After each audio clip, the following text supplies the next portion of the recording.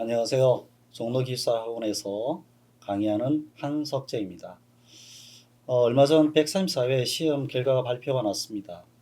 많은 분들께서 연락을 주셨는데 올해 시험 합격자가 굉장히 좀 적게 나오는 바람에 공부하시는 소장님들께서 공부하시는 가운데 굉장히 좀 어려움을 느끼시는 것 같아요. 그래서 굉장히 어떻게 하면 소장님들한테 좀 공부의 방법과 어떤 그런 시대의 조례에 맞는 그런 학습 전략을 좀 보여드릴까라고 고민하던 중에 종로기술사 학원하고 그다음에 에어클래스에서 이렇게 좋은 기회를 만들어 주셔서 우리 귀한 소장님들, 최근에 합격하신 소장님들을 모시고 한번 이야기를 들어보는 자리를 만들어 보았습니다.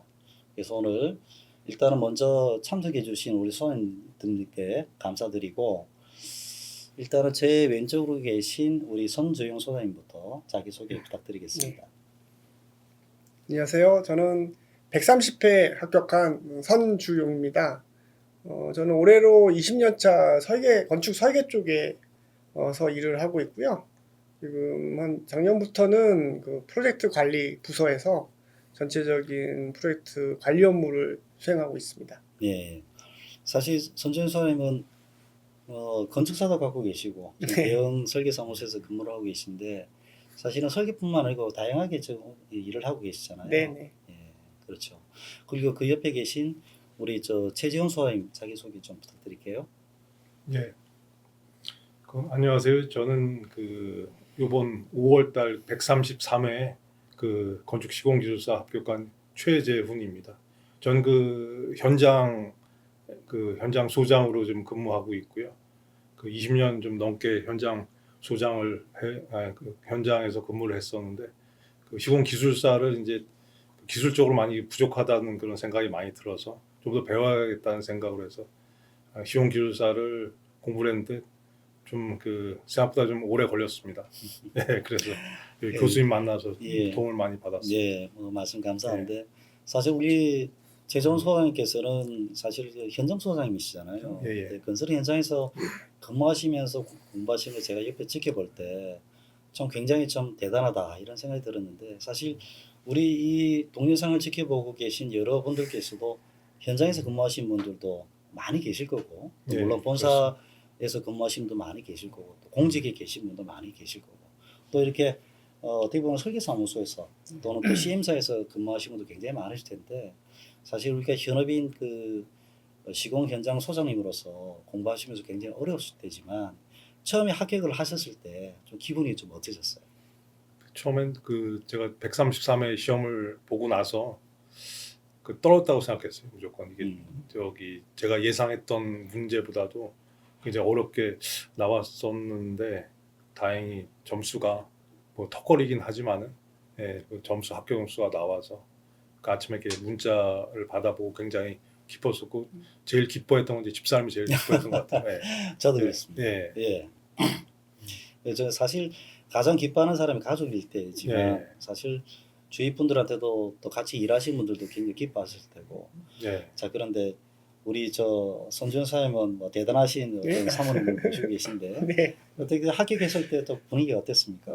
일단은 제가 네 번째 이제 합격을 했는데 제가 확인했을 땐 다 떨어졌고 제 와이프가 확인하니까 다 붙더라고요. 그리고 1차 때가 제가 점수가 59.28점인가 그랬어요.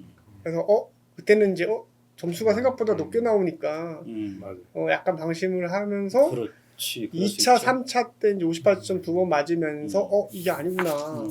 그래서 사실은 4차 때는 붙을 때는 기대를 좀 했지만 겸손해야 되겠구나 하면서 이제 기다렸다가 나중에 이제 와이프를 통해서 오히려 더 확인해서 받아서 되게 기뻤죠. 네.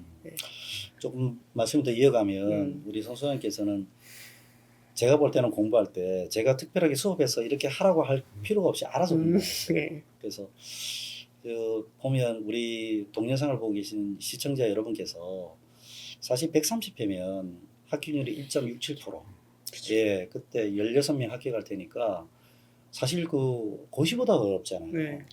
근데 그 낮은 합격률 속에서 합격을 할 수 있었던 그 공부 비법이란 게 있으면 좀 이야기를 좀 해주시죠. 일단 지금 생각해 보면 지금 트렌드가 어떤 느낌이었냐면 용어의 서술화, 서술의 용어화가 되게 문제가 많았어요. 그래서 그렇죠. 이 서브노트를 정리할 때 예를 들어 용어 같은 경우는 한 장을 만드는 게 오히려 더 시간이 많이 소모되더라고요. 그래서 저는 어떻게 했냐면 용어가 더 시간이 더 걸렸다. 그쵸, 왜 어. 축약을 해야 되니까. 근데 이걸 왜 굳이 축약을 할까?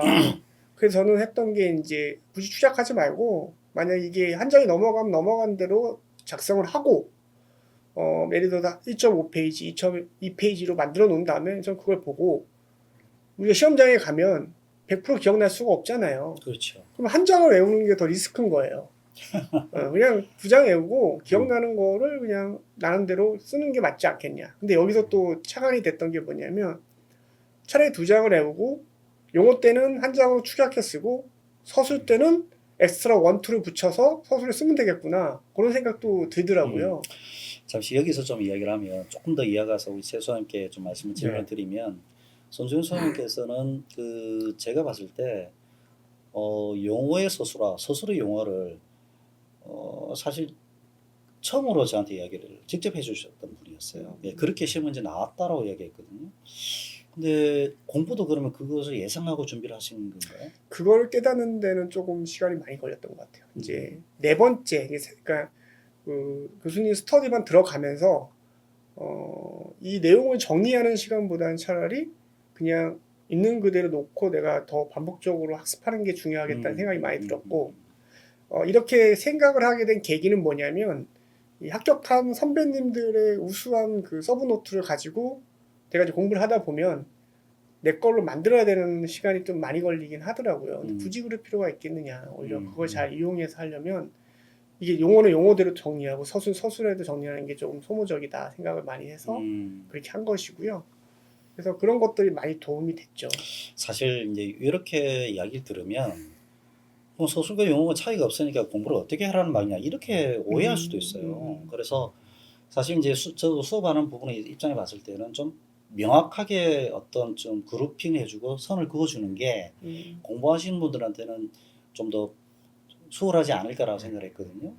근데 사실 이제 우리 최지용 선생님께서도 공부를 하실 때 사실은 이걸 내용을 모르고 계신 건 아닌데 네. 실질적으로 그것을 답안을 옮기는 과정, 실천하는 과정이 훨씬 더 네. 어렵잖아요. 그 맞습니다. 소장 입장에서는 좀 어떠셨어요? 저 같은 경우는 이제 제가 그 기술사 시작한 게 한 3년 정도 본격적으로 한 게 3년 정도 예. 된 걸로 제가 기억이 나고요. 음. 그 혼자 공부했던 시간도 꽤 됐었어요. 그러다 보니까 이제 저 같은 경우는 그 서브노트랑 이제 그 나름대로 정리한 그 양이 그 좀 많았었어요. 많다 보니까 오히려 저 같은 경우는 어차피 그 본인이 기억할 수 있는 그 양의 한계가 있는데 그게 이제 자꾸 이제 늘어난 그런 느낌이 들어서 오히려 이제 그 나중에는 이제 그 양을 좀 줄이자. 어차피 내가 그 기억하고 시험장 가서 뭐 그 시험장에도 모범답안 이런 게 없잖아요. 그러니까 그 내가 쓸 수 있는 양은 한계가 되기 때문에 오히려 그 저게 어떻게든 줄여 나가려고 그 양을 좀 줄여서 한번 반복해서 더 보는 게 더 기억에 도움이 되고 분명히 본인이 이제 평소에 알았다고 생각하는 것도 막상 이제 시험장 가보면은 생각이 안 난 경우가 많아요. 그래서 반복을 좀 많이 하자. 그쪽으로 좀 공부를 잘 했어요. 예, 사실 이제 그 좀 더 구체적으로 좀 더 하나씩 좀 이야기를 해봤으면 좋겠어요.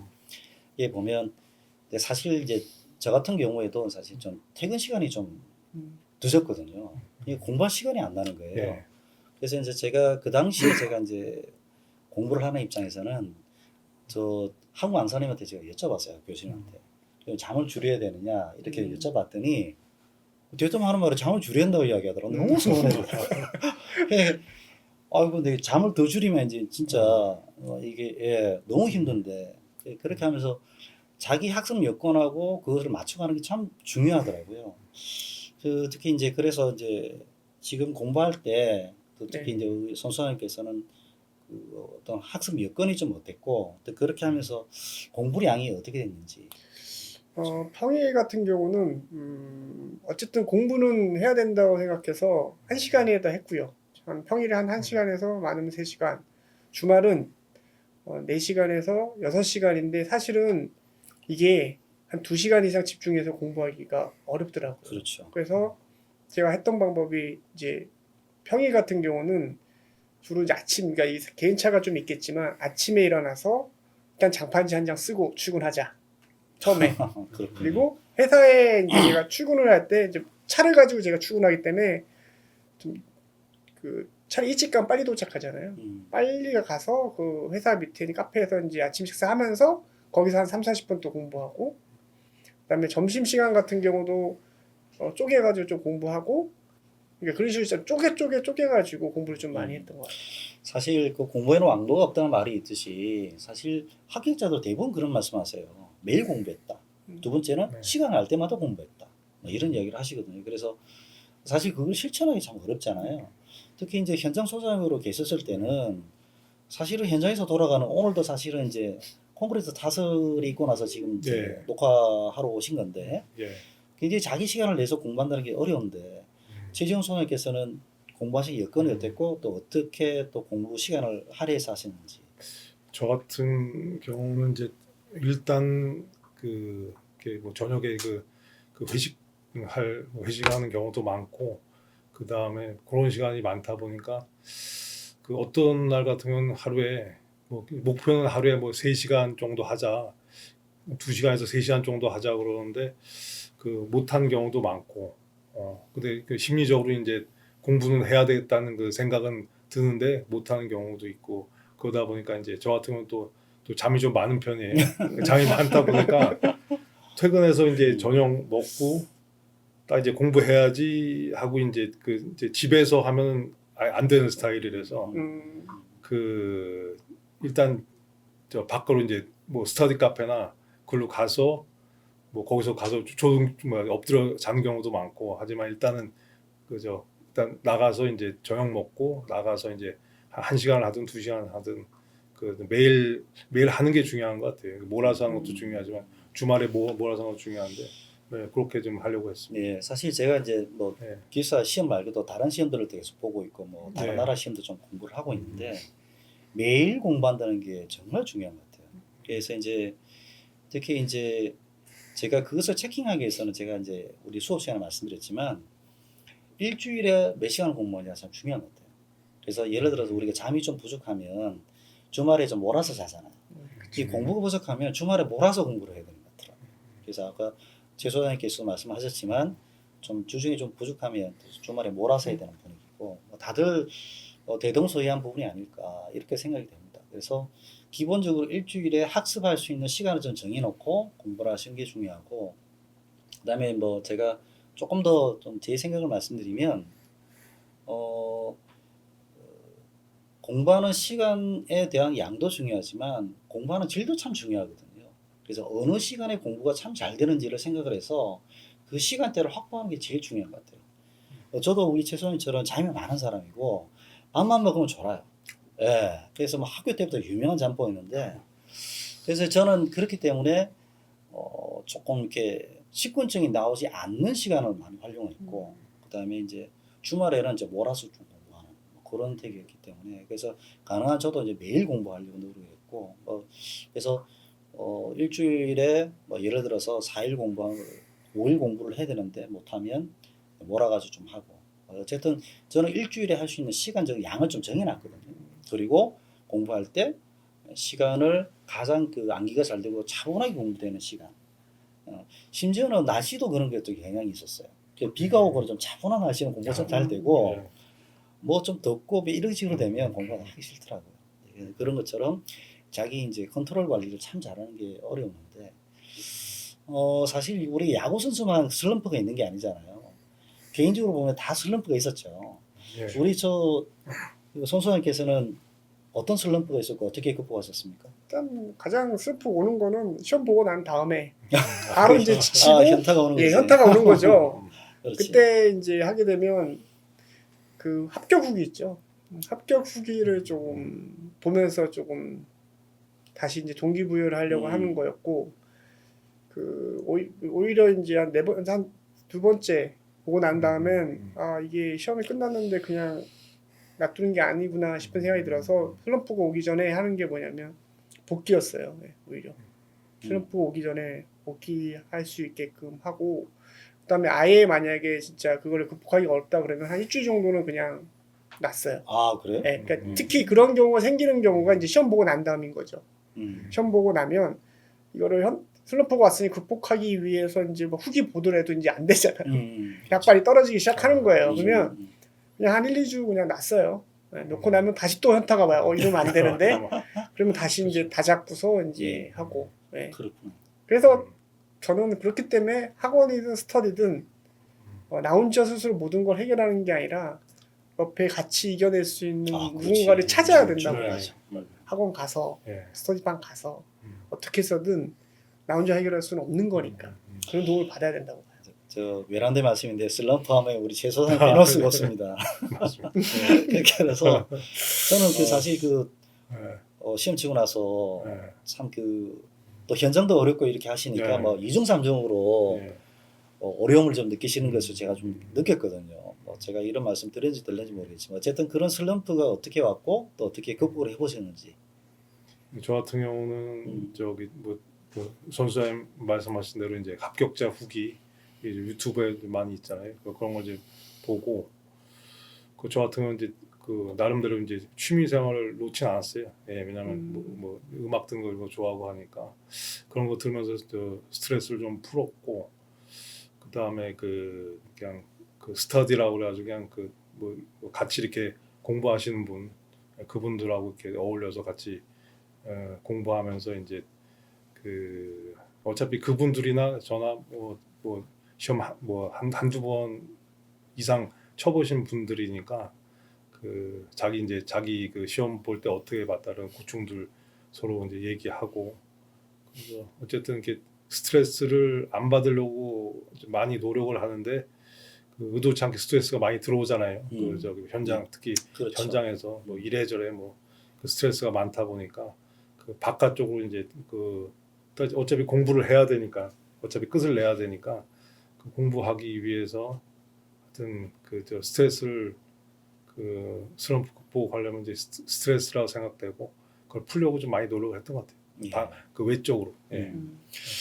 사실 제가 이제 선생이니까 사실 뭐 저도 공부할 때 스트레스를 받았던 이야기는 잘 안 들었지만 저도 이제 공부할 때 스트레스를 받죠. 근데 저 같은 경우에는 어떻게 했냐면 이게 스트레스 받는 거 그다음에 그 슬퍼 오는 거 당연하다고 생각했어요. 그대로 그냥 받아들였어요.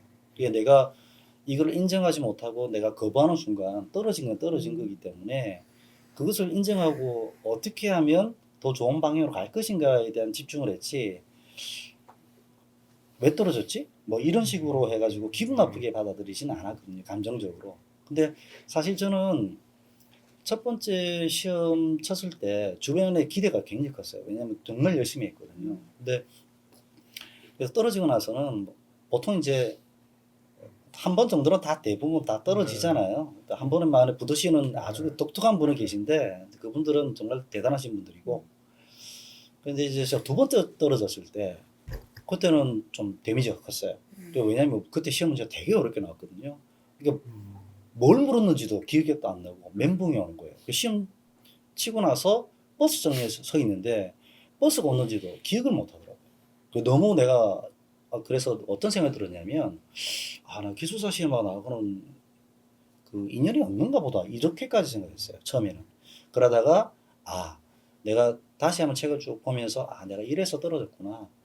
떨어지는 것도 뱅가지 상사인데 내가 이걸 인정하지 못하면 나중에는 합격에 대한 길이 없을 것 같아서 오히려 저를 보호하기 위해서라도 긍정적으로 생각했던 그런 기억이 나거든요. 근데 이게 사실 그러니까 어떤 형태가 되든 간에 자기 마인드 컨트롤이 중요한 것 같아요. 예, 그렇게 하면서 합격하신 분들을 보니까 제가 사실 협회라든지 보면 합격을 한 2, 30년에 하신 분들 보잖아요. 근데 그런 분들은 기본적으로 기숙사라서 그런 게 아니라 자기 관리를 하는데 철저하시더라고요. 예, 그러면서 많이 배웠어요. 예, 그렇게 하시면서 이게 이제 떨어지는 것도 사실은 훈련의 과정이고 또 인생의 어떤 그 습득의 이제 인생을 배우는 과정이다 이런 생각이 들더라고요. 그래서 이제 제가 그런 말씀 드리면서 떨어지는 것은 물론 뼈 아프고 좀 아픈 부분이지만 그것을 통해서 좌절을 극복하는 과정이 더 열매가 더 달리잖아요. 근데 그렇게 생각하는 것이 맞지 않을까. 그래서 좋은 게 좋은 것이다가 아니라 진짜 합격자들 그렇게 생각을 안 하세요. 예, 네, 그러니까 맞습니다. 그렇게 특히 이 두 분은 공부를 참 열심히 하시던 분들이지만 사실 그 합격하는 과정은 내가 알기 때문에 남들은 편하게 합격하셨다고 생각하지만 사실 그렇지는 않았잖아요. 그래서 그런 면에서 이렇게 너무 담백하게 말씀하시니까 참 그렇게 제가 이제 오히려 또 말씀드리면 공부하실 때 아무래도 자기만의 학습 전략이 좀 있으실 거 아니에요. 특히 손주현 선생님 같은 경우에는 아까 힘든 부분도 있었지만 공부하실 때 어떤 전략을 세우고 진행하는 과정에서 즐거움도 있었다고 제가 들었습니다. 그쵸. 어떤 그 과정이 있었기 때문에 공부를 좀 또 즐겁게 할 수 있었는지. 그러니까 저는 좀 목적이 그러니까 건축사가 있잖아요. 그리고 실제로 제가 현장 경험을 하면서 이 설계 외에 공사에 대한 부분에 대한 이제 갈증? 가면 저는 설계 쪽이니까 아무래도 공사 쪽에 대한 역량이 부족하니까 그거를 좀 뭔가 보완하고자 스타트한 건데 오히려 그걸 통해서 조금 뭔가 이 공부하는 재미를 좀 느꼈던 것 같아요. 구체적으로 공부하는 재미를 어디에서 느꼈습니까? 그러니까 예를 들어 이런 거죠. 현장 제가 지금 뭐지 설계 초임 때는 현장 갔는데 예를 들면 이런 거예요. 설계 그 패스트트랙이었는데 현장이 설계와 공사가 진행 중에서 공사 중에 이제 파일 정리 작업을 해야 되는데 그런 부분들에 대해서 저희가 현장 용어나 이런 것들을 전혀 공법을 모르니까 그렇지. 이래서는 안 되겠구나 하면서 현장에 딱 와서 이제 찾아보기 시작했죠. 그때 시공기술사라는 걸 알았고 그거에 의해서 저는 공부를 시작하면서 이게 그때 이런 내용이었구나 하면서 오히려 저는 그런 부분에 조금 재미를 느낀 게 저한테는 오히려 더 공부를 더 재밌게 할 수 있는 좋은 기회가 되었던 거였거든요.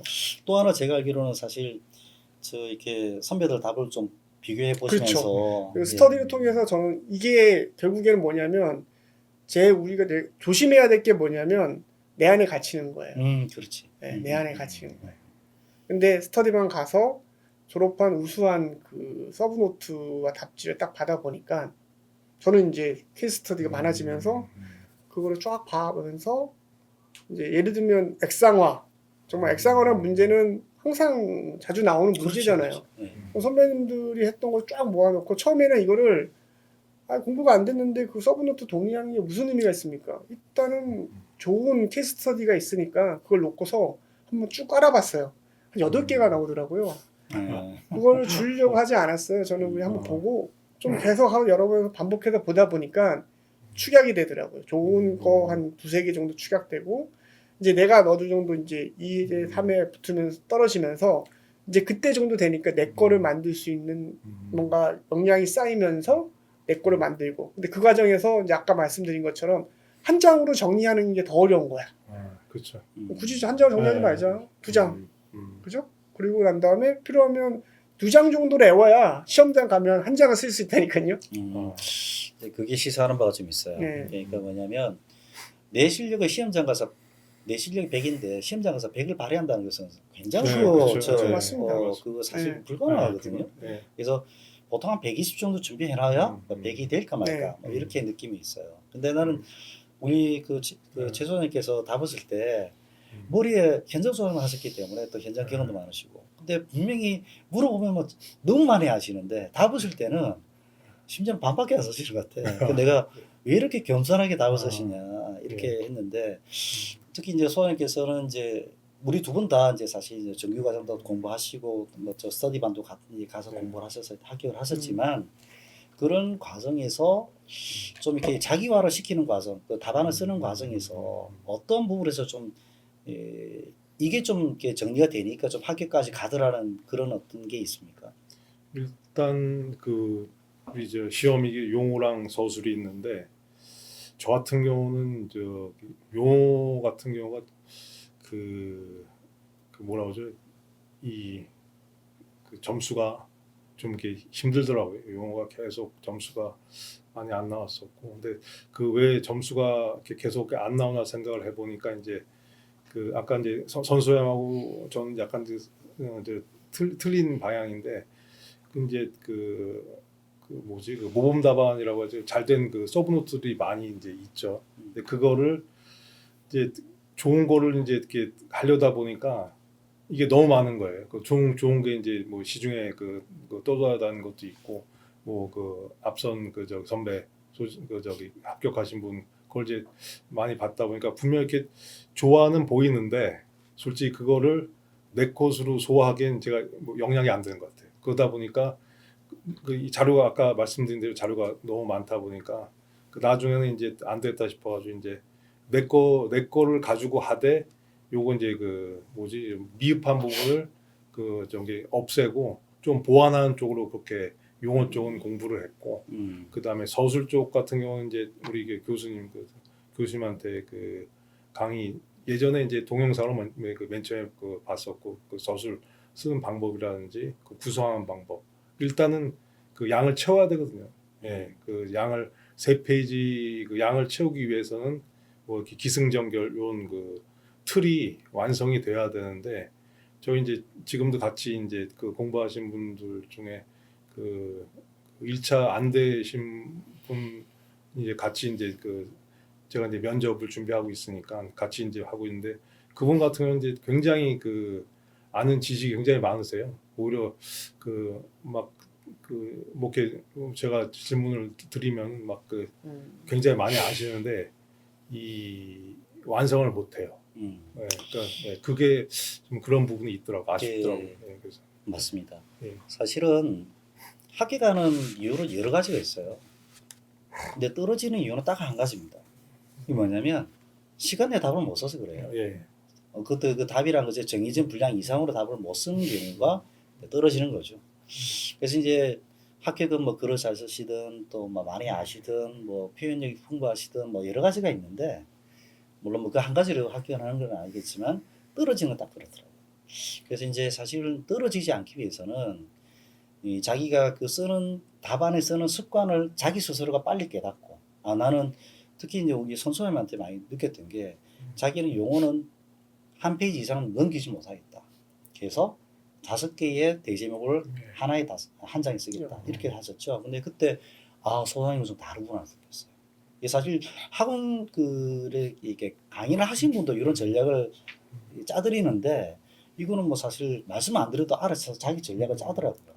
그래서 이제 앞으로 이제 지금 현재 공부를 하시는 소장님을 보면 이제 시작하신 분도 계시고 뭐 몇 번 더 시험을 공부하고 계셔서 지금 한참 이제 진행 중인 소장님도 계실 텐데 자기 학원 전략을 학원에서 이제 공부하고 또 학습 전략을 혼자서 공부하는 전략을 짰을 텐데 자기만의 학습 전략 중에 좀 이런 거는 우리가 좀 도움이 될 것 같다 싶으면 한번 소개를 해주셨으면 합니다. 저는 그 학습 전략도 학습 전략이지만 이제 시험장 가서 그러니까 이런 거죠.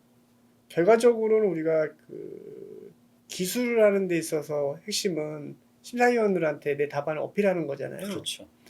그럼 이제 항상 그 시험 볼 때마다 어떤 전략으로 내가 이걸 할지를 좀 연상을 좀 해봤어요. 그래서 예를 들면 용어 같은 건 이거 고르는데도 시간 걸리고 막 이런 식이더라고요. 그래서 아예 들어갈 때부터 나는 어떻게 하겠다고 딱 정해서 들어갔거든요. 그래서 처음에는 내가 잘 풀 수 있는 걸 먼저 푸는 방법도 있고, 그래서 두 번째 볼 때 이제 어떻게 봤냐. 이러니까 이게 순서가 엉키면서 막 헷갈리고 어쩔 때는 한 문제 더 쓰고 막 이런 경우도 발생이 된 케이스가 있어서 그래요?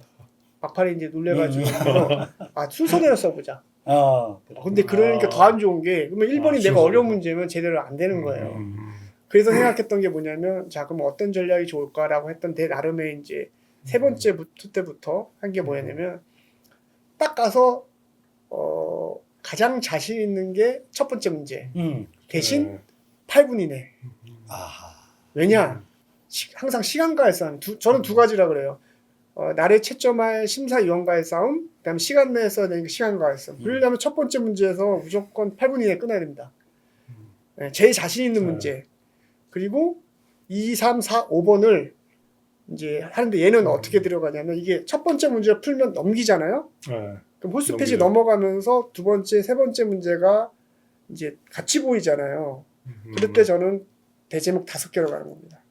그리고 라인 정렬을 해요. 마치 도면 그리듯이. 왜냐하면 아니 아니, 기숙사 아니랄까. 왜냐하면 예. 심사위원도 결과적으로 예. 사람인데 쫙 펼쳤을 때 이 구성과 구도가 느껴지거든요. 이걸 언제 느꼈냐면 그때 교수님이 저희 모의고사 할 때 한번 치르고 돌려봐 보세요 하는데 안 들어오더라고. 그러니까 마지막에는 내가 쓴 답안도 잘 안 들어오더라고요. 그리고 다른 분이 쓴 건 더 안 들어오더라고요. 그러면 뭐냐면 아 이게 잘 익히려고 구성을 잡아야 되구나. 채점자의 눈으로 보셨군요. 그쵸. 채점자의 왜냐면 입장에서. 예. 이 왜 그런 거 있거든요. 그러니까 텍스트로 보지 말고 약간 이미지란 느낌으로 보면 딱 정의 3줄, 그다음에 시공도믹 메커니즘 4줄, 그다음에 시공식 주의사항 특장점 뭐 비교표. 요게 이 두 번째, 세 번째 문제 딱 펼쳤을 때 이게 한눈에 쫙 보면 벌써 심사위원들은 제 느낌에 만약 내가 심사위원은 가지런하게 정리되어 있고 딱 일목요연하게 있는 것들이 벌써 거기서 그렇지. 네, 아무래도 뭐, 좀 낫지. 거기서 딱 심사위원을 이런 표현이 뭘 제압할 수 있지 않을까. 대신에 이제 첫 번째는 반쪽이니까 이때는 확실하게 자신 있는 문제로 시간 줄이고 아, 2, 3, 4, 5 하고 그리고 이제 마지막에 중요한 게 맨 마지막 문제는 어떻게 했냐면 한 장 이상 써보자. 내가 제가 이야기했던 거. 네, 그렇죠. 말씀하신 거. 네. 그래서 근데 9번 문제까지는 못 하겠더라고요. 그래서 마지막 장은 달리자해가지고 한 거고 서술에서 그렇게 했어요. 서술 같은 경우도 1, 2, 3번은 결론이 항상 있는데요. 4번은 그러니까 네 문제잖아요. 네 문제 때는 결론 안 썼어요. 그냥 아이템을 쫙 달렸어요. 그냥 결론 없이 계속 시간 될 때까지 아이템을 달렸어요. 사실 네. 그게 채점되는 답안들이 거든요. 그래가지고 예, 그러니까 채점될 요소들이 많아야 되는데, 그러니까 많은 분들이 좀 오해하시는 게 전통적인 FM 하는 이제 서론 보는 결론 엑스트라 1, 2가 있는데 그거는 잘 안 써질 경우에 채워을 하는 건데 요즘에는 대부분 다 답을 잘 쓰세요. 예, 선배들 다 그다음에 워낙 돌고 있는 장판세가 좋기 때문에 맞아요. 그러니까 지금 채점되는 답안의 길이가 좀 많아야 되는데 그걸 아직도 인식이 안 되고 그냥 요 포맷에 맞춰서 그냥 써내리기가 하면 점수 주겠지라는 생각은 조금 좀 옛날 생각이신 것 같더라고요. 그래서 그런 생각이 있고 그래서 요즘 공부하실 때 요즘 트렌드에 맞춰서 공부를 좀 하실 필요가 있다. 왜냐하면 요즘 채점하는 기준들이 조금 바뀌어 있으니까. 그래서 특히 우리 최소영님은 예, 사실 공부를 하시면서 답안이 잘 안 바뀌어서 애를 먹었잖아요. 그러니까 그 제가 예. 그 가장 큰 단점이 새로운 걸 좀 받아들여서 해야 되는데 그 제가 이제 그 모의고사 이제 그 교수님 수업 때 모의고사 보면은 희한하게 그 전에 썼던 답하고 받아서 보면 거의 똑같아요. 그래서 그러니까. 참 신기한 생각도 들고 이게 안 바뀌는 그 스타일이다 보니까 그 바꾸는 게 좀 바꾸는 게 좀 많이 힘들었어요. 예, 예. 스타일 바꾸는 게 사실 그 자기가 자기를 변화시킨다는 게 제일 어렵잖아요. 예, 그래서 저는 여기서 기술 공부도 자기 인생을 변화시키고 자기의 삶을 변화시키는 그런 훈련의 과정이라고 생각이 들더라고요. 그래서 아침 일찍 일어나서 다른 사람에 비해서 한 가지를 더 하고 좀 아침에 공부하신다고 했잖아요. 그리고 그러니까 술 약속이라든지 그런 약속도 계획적으로 약속을 잡고 그렇게 해야지만 내 시간을 확보할 수 있습니다. 오늘 기분 좋으니까 술 한잔하고 기분 나쁘니까 술 먹고 이러면 안 되거든요. 그죠? 네, 그렇게 하시면서 사실 우리가 기술인 협회, 뭐 기술사 협회, 그다음에 건축시공기술사 협회 이렇게 그 대선배들을 만나보면 정말 자기 관리 철저하게 하시는 분들이 있는데 습관이 돼 있어요. 그래서 기술을 딴다는 것이 단순히 자격증을 얻는 것도 중요하지만 내 습관을 정리하고 내 삶을 정리하는 어떤 그런 것들 과정에서 좋은 어떤 포맷을 만든다 이런 생각도 들어서 저는 이 10년간 가까이 강의 수업을 해오면서 그런 걸 많이 느꼈어요. 저도 10년 전에 그 기숙사 따기 전에 그냥 막 일을 할 때하고는 삶의 형태가 많이 다르거든요. 그래서 이제 기숙사 따시니까 물론 뭐 다른 훈련 자격증도 갖고 계시지만 아무래도 그 따고 난 이후에 좀 마음가짐이라든지 그런 것들이 좀 변함이 좀 있습니까? 아무래도 그런 것들이 제 내면에는 자신감이라고 할까요? 그런 것들이 아무래도 그렇지, 쌓이고 그렇지. 제 이제 회사에 모시는 팀장님이 이제 뭔가 조금 저희가 검토하는 게 뭐 여러 가지를 많이 하거든요. 계약 검토를 하는 거 하면 저희가 설계 쪽 업무만 있는 게 아니라 약간 공사 쪽 업무가 있으면 기숙사 이거 어떻게 생각해? 이렇게 물어봐 주세요. 약간 당황스러워가지고 예 그리고 약간 예. 부러운 마음 뭐 그런 즐기실 줄 식으로 아는 그렇죠. 거지. 그런 부분도 있고 뭐 음. 내심 뭐 나름 뭐 그래도 이렇게 인정해 주시니까 또 뿌듯하고 고생했던 보람도 느끼고 그러고 있습니다. 예, 또 앞으로 또 사실 또 이게 굉장히 그 비교적 나이가 많지 않은 시기에 네. 또 합격을 또 하셔가지고 앞으로 또 창창한 어떤 그게 생각이 되는데 우리 최수아님 합격하고 나서 예. 어떤 뭐가 좀 바뀌었다는 생각이 바뀌었다든지 뭐 그런 게 좀 있으신가요?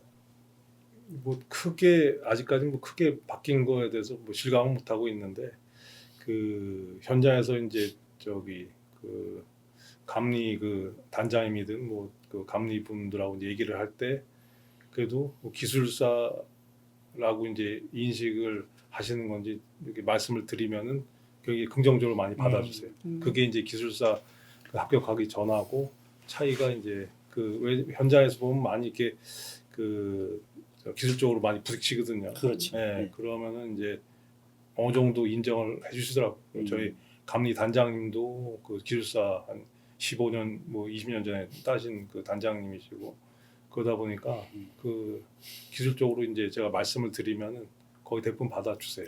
예, 그게 좀 차이가 나요. 예. 그 사실은 이제 제가 느꼈던 게 뭐냐면 기숙사는 누가 인정해 주냐면 기숙사들이 인정해 줘요. 예, 예. 이제 바로 느껴지죠. 예. 예, 기숙사 아닌 사람은 아까처럼 그런 반응이에요.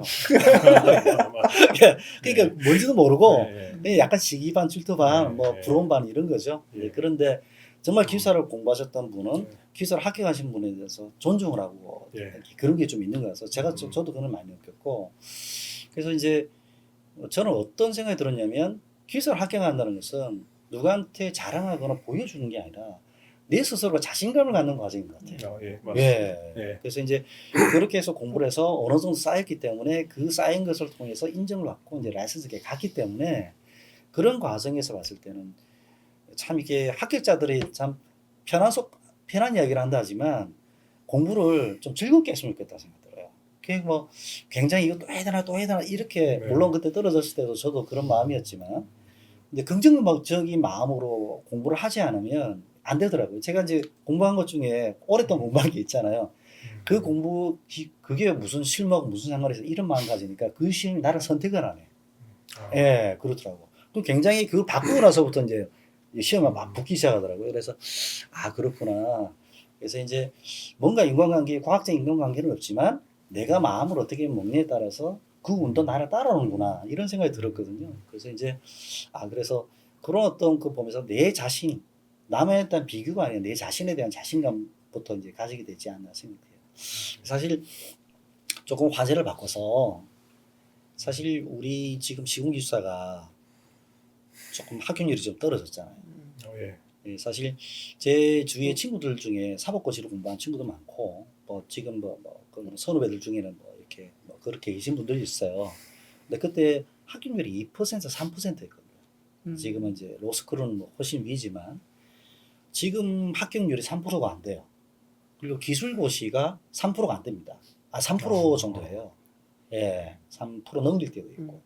그러면 사실 합격률이 이렇게 낮으면 저는 기존에 합격하셨던 분들은 이게 다행이다 이렇게 생각할 수 있지만 물론 뭐 그 아주 낮은 합격률을 일단 합격하시고 뭐 물론 최근에 합격하시기 굉장히 문제 어렵게 나왔을 때 합격하셨기 때문에 그만큼 충분한 가치가 있는데 한번 어떻게 생각하세요? 요즘 이렇게 시험 문제가 이렇게 어렵게 나오면 이 공부하신 분들이 어떻게 생각을 하고 이렇게 좀 접근을 해야 될까요?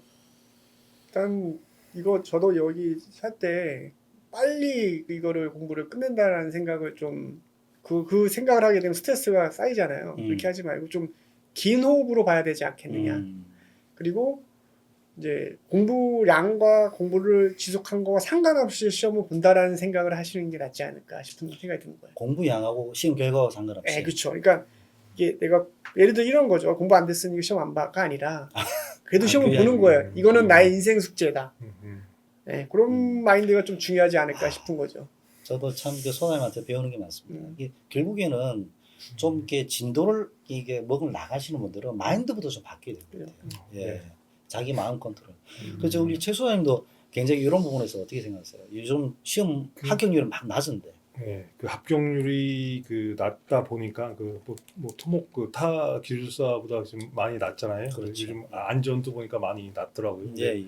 근데 그게 많이 낮다 보니까 제가 이제 기술사 공부를 하면서 그 같이 이제 주변에 그 기술사 공부하니까 이게 그 너무 배우는 것도 많고 그 현장에서 그냥 그 별로 이렇게 생각 안 했던 것에 대해서 다시 한번 생각하게 되고 배운 게 굉장히 많아가지고 이제 같이 이렇게 공부를 하자 그러니까 아이고 그 합격률이 너무 낮고 그 안 하겠대요. 그래서 예. 아니 분명히 이분은 혹시 나중에 그 또 저기 그 뭐 예를 들어 같이 밑에 있던 뭐 차장이나 부장이나 분명히 공부를 해야 되는데 내가 그 저기 자료도 주고 책도 이렇게 뭐 주겠다고 그랬더니 안 하겠대요. 그러니까 자신 없다고. 그래서 그게 그렇다니까요. 네, 분위기가. 네. 예. 그리고 심지어 그 몇 년 작년인가 그 전기 기술사 같은 경우는 합격자가 이제 제로 빵이었잖아요. 그러니까 그렇죠. 아, 뽑지도 예, 예, 없었죠. 그렇죠. 뽑지도 않는데 그렇죠. 왜 하냐 뭐 그런 네. 식이다 네, 보니까 이게 맞아요. 충격적이었지. 합격률이 너무 낮은 건 문제가 되지 않냐. 그것도 너무도 높은 것 같은 건 문제가 되겠지만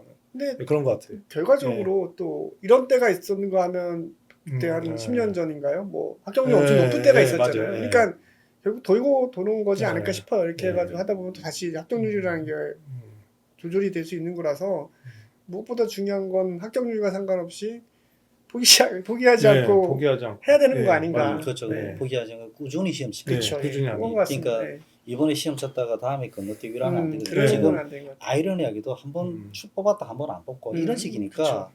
물론 그 추세에 맞춰서 그 시험 공부하고 하는 그는 아니에요. 네. 근데 이제 꾸준히 공부하는 사람한테는 언젠가는 기회가 기회가 오는 거죠. 온다 이렇게 생각이 되거든요. 그렇습니다. 그래서 이제 최근에 그래도 학교를 하셨으니까 앞으로 공부를 하실 때 특히 이제 학원에 나와서 공부하신 분도 사실 어떻게 보면 혜택을 받으신 분이지만 이 전국에 계신 도서 상관 백지에 계신 우리 예, 소장님들 계시고 또 사실은 이제 실무를 못 하시는 소장님들도 계시잖아요. 네, 이런 분들이 앞으로 공부할 때 이런 방향, 이런 쪽으로 좀 공부를 했으면 좋겠다. 합격을 위해서는 어떤 부분이 좀 말씀해 주실 수 있을까요? 저는 아무래도 이제 케이스가 소장님은 이제 실제적으로 현장에 계신 거고 저는 약간 비현장이잖아요. 그래서 나름 비현장에 있는 계신 분한테 조언을 한다 그러면 나와라. 그러니까 무슨 얘기냐? 내 안에서 나와야 된다. 뭐냐면 학원이든 어디든 누군가와 함께 해야 된다. 네, 저같이 이제 이건 설계든 감리든 그 외적으로 공사 현장에 안 계신 분들은 같이 해야 된다라고 봐요. 그래야지 시너지가 나는 거고. 근데 우리 지금 스터디반 같은 경우도 서브노트 서로 공유했잖아요. 네, 맞아요. 그런데 그 안에서 또 내 답안 뽐내기도 있었고, 그다음에 저는 개인적으로 최재형 소장님 답안에 대해서 되게 항상 이번에 최 소장님 뭐라 쓸까 하면서 사실 아이템을 많이 좀 착안해서 제가 가져온 것도 꽤 있지 않습니까? 그래요? 네. 그렇죠. 네. 그러니까 그러니까 몰랐어요. 네. 그래서 근데 왜냐하면 이게 하다 보면 이제 약간 반복돼요. 왜냐하면 우수한 모범 답안이 있으면 그게 이제 어떤 사람들한테 의해서 계속 반복돼서 나오는 것들이 보이거든요. 근데 최 소장님은 지금 당장 현장에 계시니까 오히려 더 그럴 수도 있지. 그런 현실감 있는 것들이 경우가 오니까 있죠. 저는 오히려 그런 것들이기 때문에 저는 그래서 나와라는 뜻이 뭐냐면 내 안에 갇히지 않는 게 중요한 첫 번째고 서브노트도 어떻게든 공유하고 내게 맞는지 봐줘 뭐 그런 것들도 필요하고 그래야지만이 발전이 있고 내 거에 대한 부분들 계속 고쳐나가면서 발전을 할 수 있으니까 저는 나오셔서 학원이든 아니면 별도의 스터디든 뭐 인터넷 그 뭐죠 동영상을 보는 것도 나오는 과정이라고 봐요. 근데 뭐 내가 혼자 스스로 하겠지 이거보다는 그런 얘기를 좀 해드리고 싶어요. 우리 최소 그렇죠. 어떻게 보면 이제 스터디를 하면서 많이 도움을 받았던 게 솔직히 저는 이제 그 현장 시공만 있다 보니까 이런 계약 쪽이라든지 그다음에 이런 그 총론 쪽 부분은 굉장히 좀 약해요. 제가 스스로 판단해도 그 시험 볼 때도 이제 그런 쪽 나오면은 이게 그 피해서 가는 그 스타일인데 그렇지. 시공 쪽 나오면 이제 그 뭐 쓰는 데는 크게 어려움을 못 느꼈었는데 나머지 그 뭐 계약 이런 쪽 막 이런 쪽 나오면 막 그건 무조건 피하거든요. 그러다 보니까 그 혼자서 아까 조금 전에 그 선수님 얘기했던지 그 나와서 같이 이렇게 어울리면서 그 공부 하는 그 방법이 굉장히 그 효과적이고 그다음 머릿속에 기억에도 많이 남고 본인이 알았던 거는 다시 한번 검토를 하고 몰랐던 건 습득하고 그런 게 굉장히 좋은 것 같아요. 그래서 같이 어울려서 공부하는 게 제가 중요하다고 근데 생각합니다. 그래서 좀 첨언을 하고 싶은 음, 얘기가 있는 게 뭐냐면 말씀하세요. 그러면서 이제 나의 그 상황을 인지하는 게 되게 중요한 것 같아요. 예를 들면 저 같은 경우도 지금 130화 때 합격한 포인트 중에 제가 열심히 한 것도 있지만 무슨 운이냐면 제가 복귀하면서 어떤 걸 깨달았냐면 내가 약한 공종이 뭘까라는 깨달았는데 제가 약한 공종이 뭐였냐면 철골 PC 커튼월이었어요. 아, 근데 130회 때가 철골 PC 커튼월이 비중이 현저히 낮았어요. 그러니까 무슨 얘기냐? 그 많은 공종을 우리가 다 공부할 수 없잖아요. 그러면 여기서 선택을 해야 되는 거예요. 내 강점 전략을 하겠냐, 약점 무한 전략을 해. 그러면 여기서도 결론은 끊임없이 계속 시험을 봐야 되는 거고. 그렇죠. 네. 자기 이제 그래서 스타일에 저는 맞는 그런 점수. 것들은 네. 왜 운치기삼이라는 얘기도 있지 않습니까? 그래서 130대 그런 것들이 바로 그런 것도 여러 가지 내가 의도하지 않았던 복합적으로. 것들이 복합적으로 네. 작용한다는 거죠. 그때 만약에 PC 철 커튼월이 한두 문제만 더 나왔어도 저는 약간의 차이인 거예요. 제가 굉장히 보기에. 미묘한 차이. 아니, 그 아이러니하게도 미묘한 차이. 그 뒤로 계속 넘어가세요 그러니까요. 네. 그러니까 근데 만약에 근데 제가 그때 좀 쉬자 이번에 하고 130회를 건너뛰었다 그러면 전 아직도 여기 앉아 있지 못할 수도 있는 거죠. 네. 사람은 위험으로 오는 거니까. 음, 사실 이제 지피지기면 백전불패라 하잖아요. 그래서 이제 이 자기의 약점과 강점을 알게 되는 것. 그렇게 하기 위해서는 혼자 공부하는 것이 아니고 같이 공부하고 그렇게 비교하고 어떻게 보면 좀 경쟁이 되고 그런 과정 속에서 또 실질적인 5% 내외의 합격률을 이제 뚫게 되는 거잖아요. 그래서 저는 같이 공부하는 분들이 경쟁자이면서 조력자라잖아요. 그래서 식사도 같이 하게 하고 그리고 이제 학원에 우리가 가면 뭐 많이 앉았을 때는 뭐 5, 60명 적게 앉아도 5, 60명 많이 앉으면 네. 90명씩 100명씩 앉아 있어요. 근데 그분들한테도 그런 말씀 드려요. 여러분들은 경쟁자이면서 조력자이다. 동료이다. 그래서 어떤 그렇게 도울 건 돕고 또 그렇게 서로 보면서 서로 배우는 과정에서 시너지 효과가 날 때 아무래도 이제 조금 실력 향상이 좀 더 빨리 오지 않는가 이런 생각이 들거든요. 그래서 이제 저는 아까 출제 예상에 대한 부분에서 좀 이야기를 하면 제가 요 말씀 꼭 드리겠습니다. 요즘 이게 축구 월드컵 축구 예선전을 계속하고 있고 또 지금 이제 이제 축구 협회하고 뭐 감독 때문에 뭐 굉장히 저 신문지상 또는 방송에서 많이 좀 이야기가 되고 있습니다. 근데 이제 저는 이제 거기에 대한 어떤 견해를 밝히는 것이 아니라 축구에도 빌드업이 있듯이 공부에도 좀 빌드업이 있는 것 같아요. 우리가 빌드업이란 것은 어떤 전략적인 내용을 가지고 그 구성원들이 조직력을 가지고 움직임을 해서 결국 골을 넣게 되는 자연스러운 과정을 만들어내는 게 일종의 빌드업이 아닐까라는 생각이거든요. 그러니까 자기만의 빌드업 과정을 좀 갖고 계시는 게 좋을 것 같아요. 그래서 그런 빌드업 과정을 계속 혼자서 연구해서 있는 게 아니라 많은 사람들과 이야기하고 경쟁하는 과정에서 빌드업 과정에 대한 부분을 조정하고 나한테 맞는 빌드업을 만들어야 된다. 그래서 그게 좀 오늘 또 소장님들이 저희 반 출신에서 저희 스터디반을 많이 말씀해 주셨지만 스터디반뿐만 아니라 그는 일반 학원도 마찬가지인 것 같고요.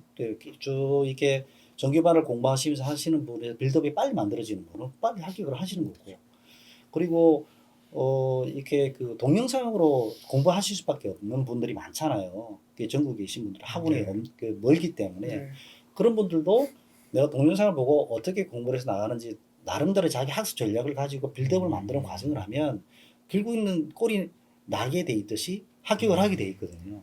그래서 이제 그런 과정에서 저는 빌드업 과정을 하고 조금 내가 처음으로 말씀드리면 요즘에는 아무래도 제도가 좀 많이 나오더라고요. 법 제도. 그래서 특히 안전 쪽도 강화되어 있고. 그거는 제가 다른 데 유튜브에서 이제 그런 사유들을 좀 많이 개인적인 견해를 밝히는데 그거 하고 그다음에 이제 요즘에 또 시방서 내용도 좀 봐야 돼요. 그러니까 그래서 현장에 계신 분들이 아무래도 유리한 쪽으로 갈 수밖에 없고 저도 그건 당연하다고 생각해요. 그런 생각이 좀 들어서 저도 좀 말미에 좀 제가 좀 말씀 좀 더 드렸습니다. 자 이제 시간이 좀 됐는데 자 각자 지금 이제 또 건축시공기사를 또 합격을 하셨다고는 하지만 또 앞으로 또 갈 길도 또 멋이고 또 해야 될 일도 많으신데 지금 이 일을 따라오시는 또 소가님들 뭐 나이가 많고 적음을 떠나서 또 그분들에게 또 조언을 해주신다면 어떤 조언일지 우리 최 소장님부터 좀 말씀을 좀 부탁드리겠습니다.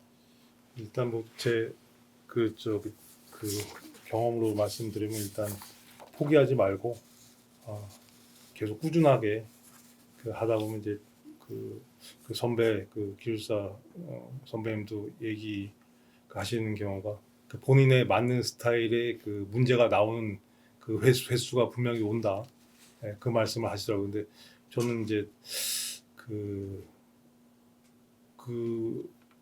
경우가 이제 분명히 온다고 생각이 돼요. 아까 말씀드린 제가 약한 부분이 있고 제가 강점인 부분이 있는데 꼭 자기 본인이 그 잘하는 부분 문제가 많이 나왔다고 해서 점수가 또 많이 나오는 건 아니에요. 그게 참 희한했던 게 그러니까 저기 채점하시는 부분이 어떻게 보느냐에 따라서 이제 점수가 지금 좌우되는데 그리고 또 본인이 또 약했다고 생각해서 그 자신 없게 썼던 부분이 또 고득점이 나오는 경우 있기도 하고 그러다 보니까 일단은 그 아무리 힘들더라도 그 뭐 몇 번 떨어지고 계속 떨어지는 그런 과정을 반복하는 경우가 있는데 어쨌든 포기하지 않고 하다 보면은 분명히 좋은 결과가 그 나올 거라고 생각되고 힘들더라도 포기하지 말자. 네, 그게 제 경험으로서 이렇게 말씀을 드리고 좋은 싶습니다. 말씀. 예. 저는 두 가지 정도 아까 말씀하신 거에 반복일 수 있는데 내 안에 갇히지 말자. 예.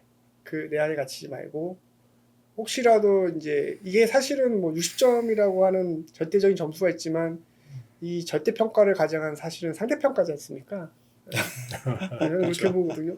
맞아요. 그렇다면 사실은 59.9와 60은 0.1점 차이지만 천당과 지옥 차이잖아요. 그렇죠. 모두 그렇잖아요. 그렇죠. 네. 근데 사실은 그 두 분 그 사이에 실력 차는 거의 없다라고 봐요, 저는.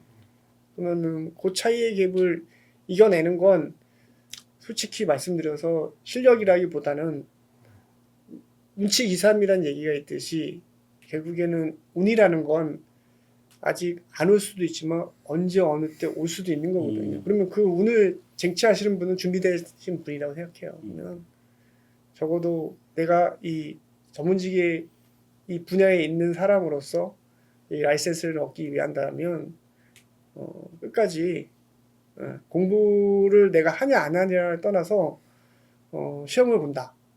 그리고 그 시험 자체를 시험으로 보지 말고 조금 즐길 수 있는 방법을 좀 생각을 할 수 있게끔 좀 긍정적인 마인드로 조금 하시면 되지 않을까 싶습니다. 사실 그 오늘 두 분 말씀 들어보니까 아까 우리 오늘 녹화 소도에 말씀드린 것처럼 사실 학경률이 낮을 때 조금 이렇게 어려워하시는 소장님들한테 또 이런 말씀 내가 제가 전해드렸으면 얼마나 좋았을까 하는 좀 아쉬움이 있어요. 그래서 오늘 좀 늦은 감이 있지만 그래도 이럴 때 또 같이 또 공부하고 또 최근에 합격하셔가지고 하셨던 분들의 또 이야기 들어보니까 저도 느낀 바도 있고 배우는 바가 있습니다.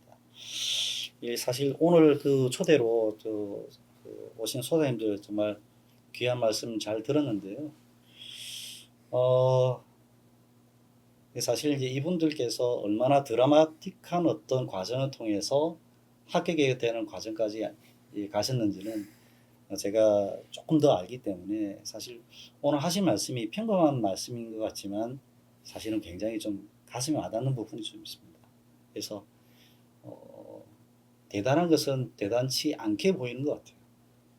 그래서 꾸준히 하고 포기하지 말고 긍정적인 마인드를 가져서 같이 공부하는 것. 이런 것이 굉장히 중요하다고 생각합니다. 마지막으로 제가 좀 말씀을 드리면 다 여러분 앞에 다 책이 있잖아요.